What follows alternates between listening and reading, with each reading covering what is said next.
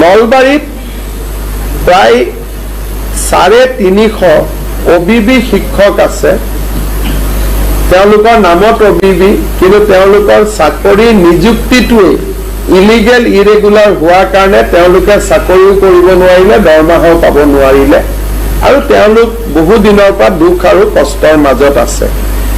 এই 387 গৰাকীক আমি CM ট্ৰিপুলে, য'ত চৰকাৰে 2 লাখ টকালৈকে 1 লাখ টকা ৰাজসাহায্য, 1 লাখ টকা লোন দিয়ে, এই আঁচনিখনৰ অধীনত আমি নলবাৰীত এই 344 জন ব্যক্তিক আনিবৰ বাবে আমি সিদ্ধান্ত লৈছো। তেওঁলোকে এই বছৰৰ ভিতৰতে 30 ছেপ্টেম্বৰত এই পুঁজি আমি বিতৰণ কৰাৰ সিদ্ধান্ত লৈছো। গতিকে 30 ছেপ্টেম্বৰত নলবাৰীৰ এই ব্যক্তিসকলে চৰকাৰৰ পৰা এটা আৰ্থিক সাহায্য লাভ কৰিবলৈ সক্ষম